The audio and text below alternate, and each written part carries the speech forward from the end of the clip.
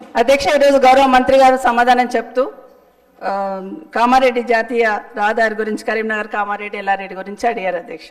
కానీ దాని తర్వాత ఇక అన్ని గౌరవ మంత్రివర్యులు అన్ని వివరించి చెప్పారు. కానీ ఒకటి, మీరు పోతున్న రోడ్డు కానీ, నేను పోతున్న రోడ్డు కానీ, ముఖ్యమంత్రి గారు పోతున్న రోడ్డు కానీ, Bijapur to Hyderabad to Bijapur road అధ్యక్ష. మొన్నగూడ నుండి బీజాపూర్ వరకు కంప్లీట్ అయింది. ఈ రోడ్ కూడా శాంక్షన్ వచ్చి 2 సంవత్సరాలు అయిపోయింది.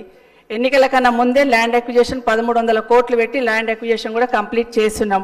గౌరవ మంత్రి గారు ఇప్పుడు వచ్చినాక ఏదో ల్యాండ్ అక్విజిషన్ చేసినామని చెప్తున్నారు. అది కరెక్ట్ కాదనేది మీ ద్వారా గౌరవ మంత్రి గారు చెప్తున్నారు. వాళ్ళ అధికారులు తప్పుడు సంకేతాలు ఇచ్చి తప్పుడు సమాచారం ఇచ్చి ఉంటారు అధ్యక్ష. 1300 కోట్లు పెట్టి అప్పుడే ల్యాండ్ అక్విజిషన్ చేస్తున్నాం. కానీ ఎందుకు ఆగింది అనేది, అక్కడ ఎంతమంది ప్రాణాలు పోతున్నాయని మనందరికీ తెలుసు అధ్యక్ష. 2 రోజులకు ఒక యాక్సిడెంట్ అవుతుంది, ఎంతమంది ప్రాణాలు పోతున్నాయి. ఎన్జిటీలో కేసు వేసిండ్రు అధ్యక్ష.